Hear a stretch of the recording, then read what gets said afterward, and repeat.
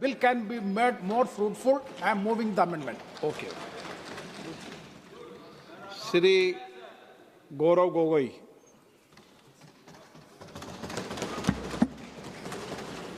धन्यवाद अध्यक्ष महोदय।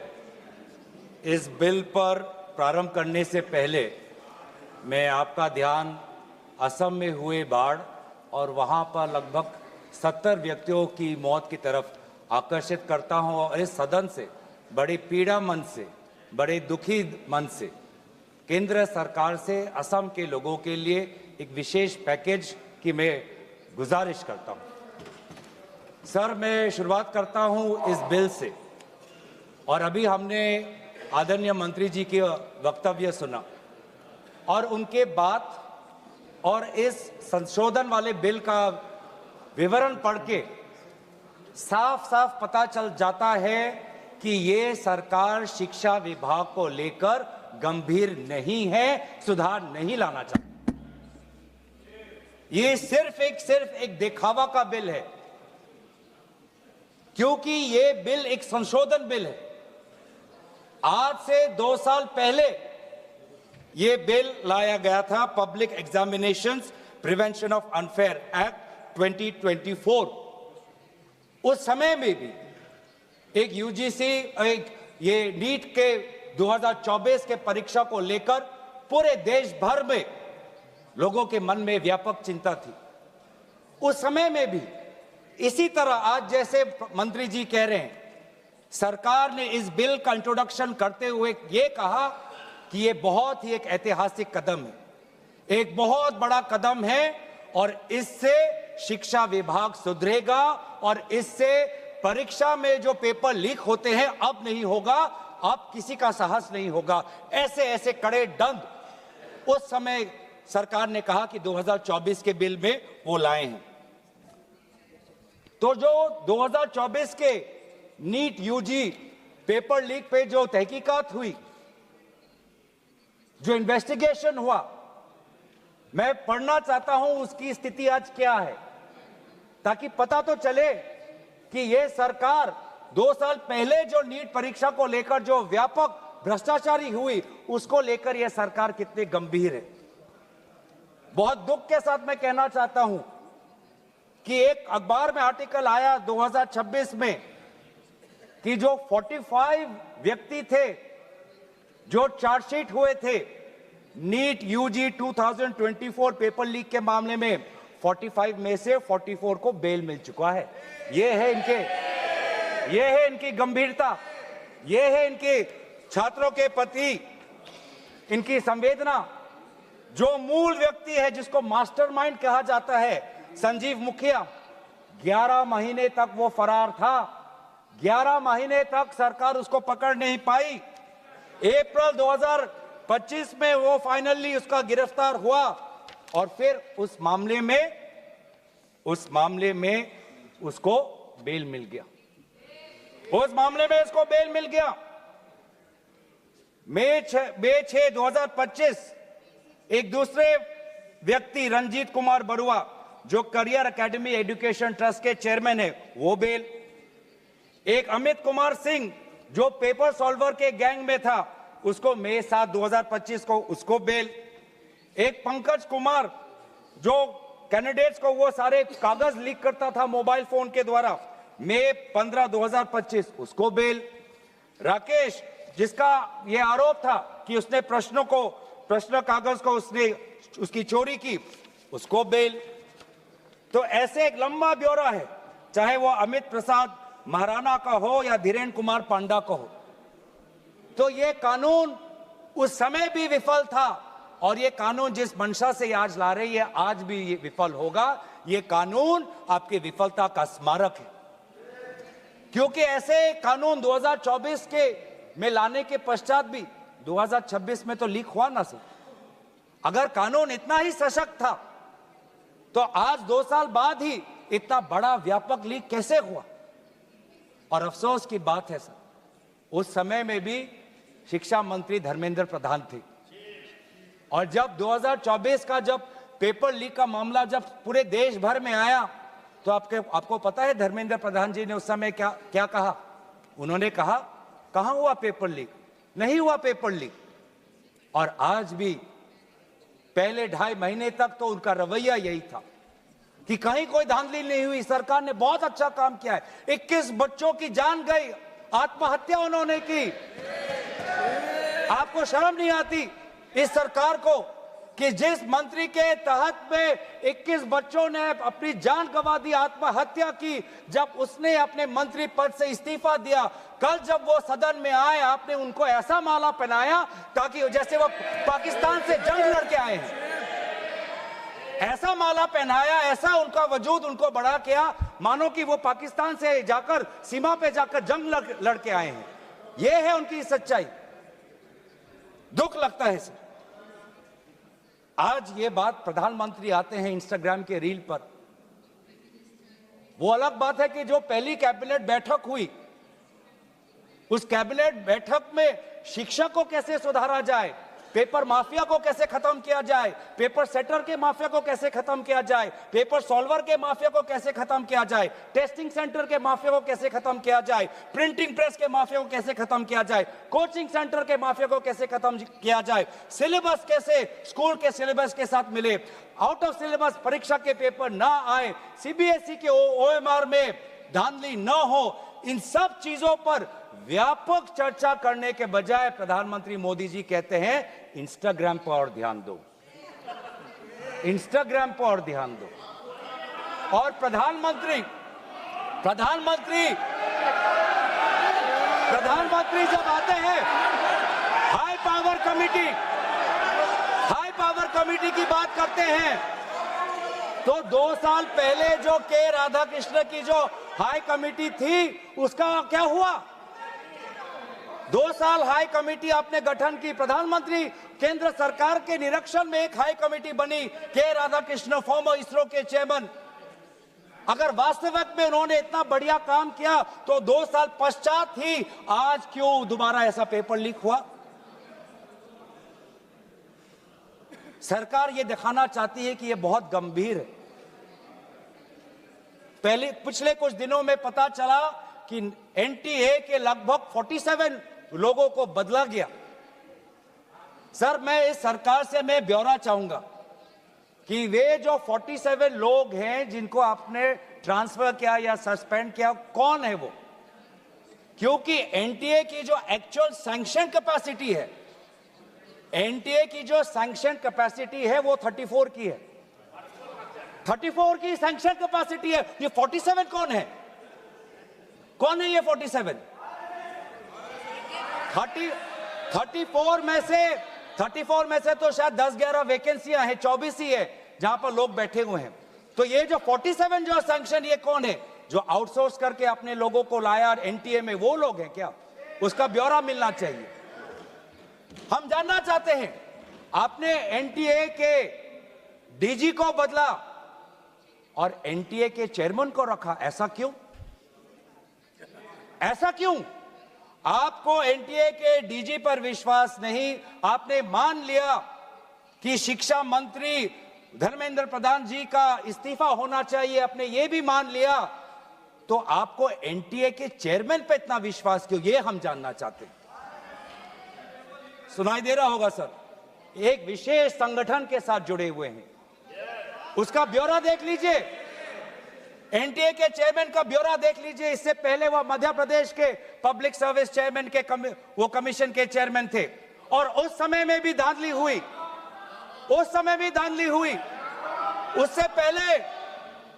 उससे पहले वो छत्तीसगढ़ में भी पब्लिक सर्विस कमीशन में चेयरमैन थे, उस समय में भी धांधली हुई। ऐसे इतने धांधली से जुड़े हुए व्यक्ति को आज भी इतने पेपर लीक होने के पश्चात भी आपकी सरकार बचा रही है, आपकी सरकार बचा रही है। जिस एनटीए के द्वारा 21 बच्चों ने आत्महत्या की, आज भी वो चेयरमैन बचा हुआ है। क्यों? क्योंकि वो एक विशेष संघ के साथ जुड़ा हुआ है। और यही दर्शाता है कि आप शिक्षा विभाग में आप सुधार नहीं चाहते, क्योंकि आरएसएस के लिए शिक्षा विभाग बहुत ही महत्वपूर्ण विभाग है, मैंने कोई असंसदीय बात नहीं की। आरएसएस के लिए शिक्षा विभाग बहुत महत्वपूर्ण विभाग है, और इसीलिए हम देखते हैं चाहे यूनिवर्सिटीज के वाइस चांसलर्स के अपॉइंटमेंट में हो, कॉलेज के प्रिंसिपल के अपॉइंटमेंट में हो, जब फैकल्टी की बदली होती है उसमें हो, चाहे आउटसोर्सिंग में हो, हर चीज में हम देखते हैं कि जो यूनिवर्सिटी, जिन यूनिवर्सिटी की कल्पना पंडित नेहरू ने एक साइंटिफिक टेम्पर के द्वारा उन यूनिवर्सिटीज के एक सपना देखा था, आज उन्हीं यूनिवर्सिटीज में क्वालिटी पर ध्यान नहीं दिया जा रहा। आप शिक्षा के माध्यम से इस पीढ़ी को आने वाले चुनौतियों के लिए तैयार नहीं कर रहे। आप शिक्षा के माध्यम से इस पीढ़ी के लोगों को आने वाले समय में आपके दल के सदस्य बने, आपको वोट दे, उसके लिए आप एक माहौल बना रहे हो। यह है आपके लिए शिक्षा का उद्देश्य, यह है शिक्षा का उद्देश्य। और हमने देखा कि वे जो संस्थाएं, चाहे वो आईआईटी हो, चाहे जेएनयू हो, चाहे डीयू हो, देश भर से माता पिता अपने बच्चों को बोल रहे कि जाओ दिल्ली जाओ, अगर दिल्ली नहीं जा सकते तो बॉम्बे जाओ, बिहार में जाओ, लेकिन धरना प्रदर्शन करो। आज शिक्षा की बात है, आपको अपना भविष्य आपको बचाना है। मैं नहीं जा सकता पर मेरी आशीर्वाद तुम्हारे साथ है। एक मां ने एक आशीर्वाद के साथ अपनी बेटी को भेजा, एक बाप ने अपने बेटे के पीठ पे थपथपाकर उसको जंतर मंतर पे भेजा, और डीयू, आईआईटी, जेएनयू कहती है आप मत जाओ। छात्रों को कहती है अगर आप जाओगे तो आपके करियर पर प्रभाव बन सकता है। यह है शिक्षा की संस्थाएं। ऐसे हम आने वाले पीढ़ी, आने वाली चुनौतियों के लिए हम भारत का निर्माण करेंगे, अपने युवाओं को हम उनको ताकत देंगे। इसीलिए अगर एक बात इस पूरे घटनाक्रम से निकलती है वो ये है कि आज शिक्षा में ये इस बिल से, जिसमें आपने पेनल्टीज बढ़ा दिए, पनिशमेंट बढ़ा दिए, इससे हमारा शिक्षा विभाग नहीं सुधरेगा। राहुल गांधी जी बार बार कहा कि धर्मेंद्र प्रधान जी सिर्फ एक मुखौटा है आपके शिक्षा विभाग का। आपकी शिक्षा के प्रति जो उनका, आपकी जो नीति है वो सिर्फ एक, उसका एक चिन्ह है, एक सिंबल है। उनके हटने से भी शिक्षा में सुधार आएगा। आज भी ना बच्चों को विश्वास आता है इस बात पर, ना हमें इस बात पर विश्वास है। लेकिन इसके पश्चात भी आज शिक्षा पर बातचीत हो रही, आज शिक्षा को लेकर धरना हो रहा है, आज शिक्षा को लेकर जंतर मंतर में हजारों की तादाद पर लोग इकट्ठित हुए हैं। आज शिक्षा के विषय पर सारे दल संगठन सब ने अपने अपने प्रदेशों में, चाहे महाराष्ट्र में हो, चाहे यूपी में हो, चाहे बिहार में हो, चाहे पश्चिम बंगाल में हो, चाहे या असम में हो, सब जगह विभिन्न राजनीतिक दल संगठन और इन दल संगठन से अलग सारे युवा सड़क पे आ गए। सब ने अपने शिक्षा की मांग की। और क्यों मांग की?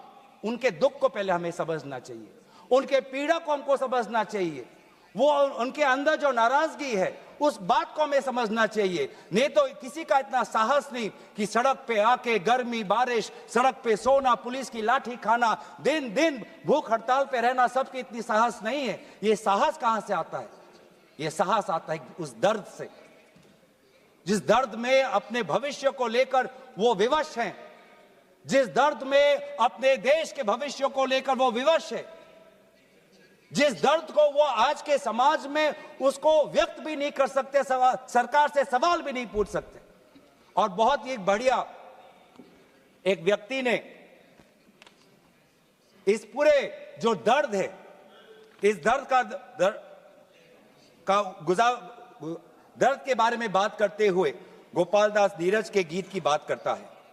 वो व्यक्ति, जिस व्यक्ति से राहुल गांधी जी मिलने गए, उसने कहा, उसने हमें याद दिलाया कि नीरज की वो पंक्तियां, स्वप्न झरे फूल से, मीत चुबे शूल से, लुट गए सिंगार सभी, भाग गए बबूल से, और हम खड़े खड़े बहार देखते रहे, कारवां गुजर गया गुबार देखते रहे। ये बच्चों की वो दुख है। क्या करें?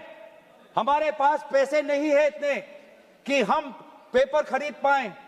30-30 लाख का पेपर हमें खरीदने के पास, हमारे पिताओं के पास इतने सामर्थ्य नहीं है। वो दुख है, वो नाराज है, और इसीलिए जब वो दुख से वो लड़ नहीं पाते तो आत्महत्या पर आ पड़ते। और एनसीआरबी में सर, आज देश की ये व्यवस्था, देश की असली ये है कि आज एनसीआरबी में, नेशनल क्राइम रिकॉर्ड्स ब्यूरो में, ये भी एक कारण है कि आत्महत्या हुई क्योंकि वो बच्चा एग्जाम में फेल हुआ। ऐसा भी एक कारण आ गया है। बच्चों की आत्महत्या, छात्रों की आत्महत्या लगभग 1 लाख से ऊपर बढ़ चुकी है, 1 लाख से ऊपर, जिसमें से 2000 ने तो साफ साफ कहा है, 2400 ने साफ साफ कहा है कि मैं फेल हो गया और इसीलिए मैं सुसाइड ले रहा हूं। बहुत लोग, बच्चों ने फैमिली, पारिवारिक कारण से, फैमिली रीजन से वो आत्महत्या उन्होंने की। लेकिन इसके पश्चात भी वे युवा आए, वो चाहे गुजरात से हो, वो चाहे महाराष्ट्र से हो, चाहे विदेश से हो, चाहे दक्षिण भारत से हो, महाराष्ट्र से, वो सब आए। और जब वो आए और दिल्ली की गर्मी, दिल्ली के बारिश से जब वो जो उन्होंने उसमें जो दर्द है, उसमें जो संघर्ष है, उस संघर्ष को याद करते, उस संघर्ष को झेलने में उन्होंने याद किया सावित्री बाई फुले को। वे लड़कियां जो आई थी, ऐसे बहुत लड़कियां थी जिन्होंने रील पे कहा कि मैं अपने माता पिता को बिना बोले में जा रही हूं क्योंकि मुझे लड़ना है। ऐसे भी लड़कियां थी जिन्होंने कहा कि मैं छात्र नहीं हूं, मैं काम करती हूं, लेकिन मैंने भी कुछ साल पहले नीट का परीक्षा दिया था, मैं पहले अटेम्प्ट में मेरा पेपर लीक हो गया, कितना मानसिक मेरे पे दबाव बना मैं खुद समझ सकती हूं। आज अगले पीढ़ी के साथ, जिस समय मैं खड़ी नहीं हो पाई, मैं बाहर नहीं आ पाई, लेकिन आज अगले पीढ़ी के साथ मैं खड़ा होना चाहती हूं, मैं जाऊंगी आज। ये सब वहां पे आए क्यों? क्योंकि उन्होंने इतिहास को याद किया कि जिस प्रकार से सावित्री बाई फुले हो या फातिमा शेख हो, जिस प्रकार से समाज ने उन पर उत्पीड़न किया, लेकिन वो कभी भी अपने बाग से हटे नहीं। युवा लोग आए, एक लड़का था हरे शर्ट में, वो पुलिस को बोल रहा कि आ मार, मुझे मारो, मारो सर मारो। उसमें वो भगत सिंह का जज्बा हमें दिखाई दिया। हमेशा उसने हाथ नहीं उठाया, उसने खाली बोला कि मारो, क्योंकि ये थी लोगों की और युवाओं की ताकत कि अब वो डर उनसे चला गया, डर खत्म हो गया, डर गायब हो गया। लाठी है, दर्द होगा, रात को सोने में मुश्किल होगी, लेकिन सब लोग कह रहे थे कि कुछ नहीं होता, अगर शिक्षा के लिए, अपने भविष्य के लिए अगर मुझे 2-3 लाठी भी खानी पड़ेगी तो मैं लाठी खाने जाऊंगा। ऐसे भी लोग थे जो 20 जुलाई के रात को आए। वो 20 जुलाई के सुबह नहीं थे, 7 बजे नहीं थे, 4 बजे दोपहर को नहीं थे, वो रात को 10 बजे आए। क्यों? क्यों? उनको दुख हुआ। उन्होंने रील में देखा कि किस प्रकार से पुलिस वालों ने बच्चों पर हाथ उठाया और उन्होंने बोला कि चलो मैं भी एक लाठी खाने जाऊंगा। ये है हमारा युवा शक्ति। मैं इस सदन से भारत के युवा समाज को मैं नमन करता हूं, आभार प्रकट करता हूं, शुभकामनाएं मैं देता हूं, धन्यवाद देना चाहता हूं कि आपने हमें दोबारा याद दिलाया कि लोकतंत्र का मतलब क्या है। आपने दोबारा हमें याद दिलाया कि सवाल पूछना आप सबका, हमारा सबका मौलिक अधिकार है। हमने वो भी देखा उस मध्य प्रदेश से आए हुए आदमी को जिसके सर पर खून निकल रहा था। क्यों? क्योंकि कांटों से भरा हुआ एक डंडा उसके सर पर पड़ा और उसने तब भी वो पीछे नहीं हटा। खून से लथपथ उसका चेहरा, उस समय भी पुलिस को ललकार रहा था कि देखो ये लोकतंत्र है, लोकतंत्र में जनता जनार्दन है, जनता प्रजा राजा होता है। ये है वहां की उस ताकत।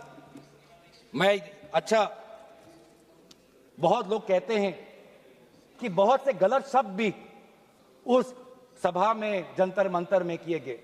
मैं उन गलत शब्दों का जो मर्यादा से बहुत दूर है, अमर्यादित है, उन शब्दों का समर्थन नहीं करता, लेकिन उन शब्दों के बारे में भी याद करना चाहिए जो बाकी बच्चों ने हमें याद दिलाया।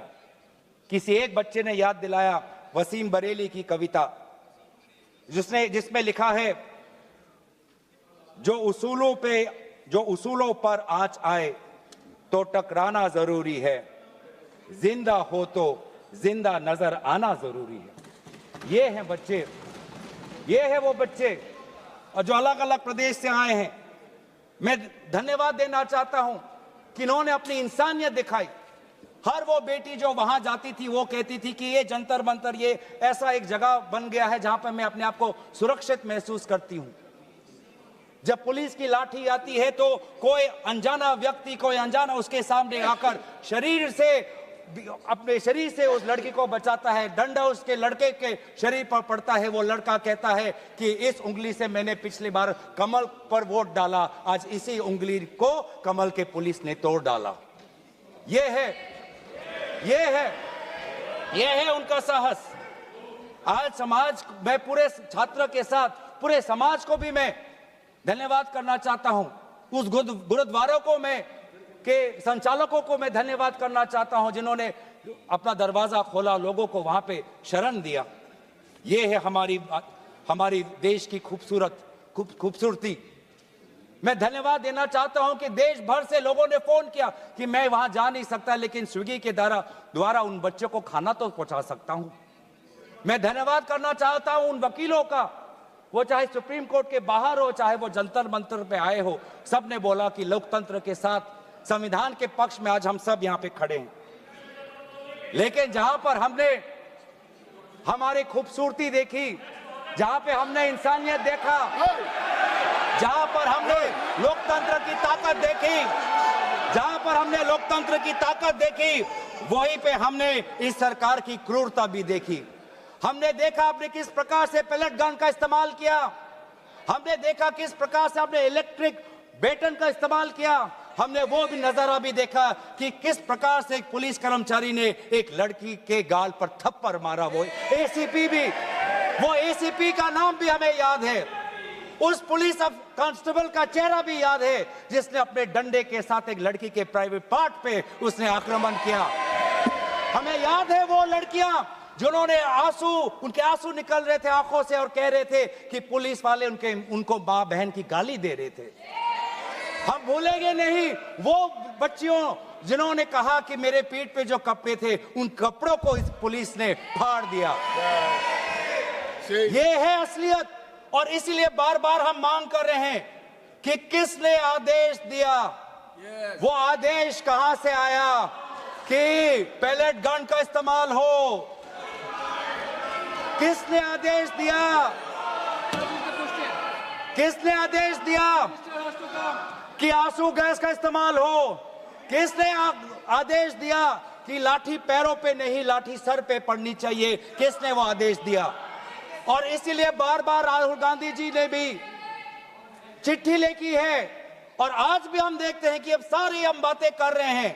आज इस सदन में, इस सत्र में इस विषय पर भाग इसलिए लेना चाहते हैं क्योंकि हम सरकार से जवाब चाहते हैं और विशेष रूप से गृह मंत्री से जवाब चाहते हैं। गृह मंत्री से हम जवाब चाहते हैं। मेरा ये कहना है सर, गृह मंत्री से हम जवाब चाहते हैं। यहाँ पर बैठे हैं सर, आज ये बिल क्यों आया है, ये बिल क्यों आया है, ये बिल क्यों आया है, ये बिल क्यों आया है समझना चाहिए। ये बिल इसलिए आया है कि गृह मंत्री के द्वारा भेजी हुई पुलिस लोगों के हौसले को कुचल नहीं पाई, इसीलिए ये बिल आया है। आपने उस धरना को खत्म नहीं कर पाया, इसलिए ये बिल आया है। हमने देखा ना सिर्फ दिल्ली में, बिहार में आपने AK-47 का इस्तेमाल किया। ये नौबत है। हमने इसीलिए मैं लोगों का धन्यवाद करना चाहूंगा और धरना प्रदर्शनकारी के साथ है जिन्होंने एक और हमें बहुत ही खूबसूरत गीत याद दिलाया, दिनकर का। अब जो सिर पर आ पड़े नहीं डरना है, जन्म में है तो 2 बार नहीं मरना है। ये जो लोगों ने आज जो संदेश दिया है लोकतंत्र में, दोबारा उन्होंने आज हमारे ऊर्जा जो दी है, इसके लिए सारे विपक्षी दल, हम भारत के युवा समाज के साथ है, छात्र समाज के साथ है, वे सारे जिन्होंने संघर्ष किया उनके साथ है। और आज भी अब चाहते हैं कि गृह मंत्री आए और सदन के अंदर बोले कि क्यों आपने पुलिस के द्वारा बच्चों पर ये दुर्व्यवहार किया, बच्चों के पर आपने आक्रमण किया और बच्चों के साथ आज उनके आंसू निकलते हमने देखने पड़े। इन सभी बातों के साथ मैं अपने वाणी को विराम देता हूं। धन्यवाद।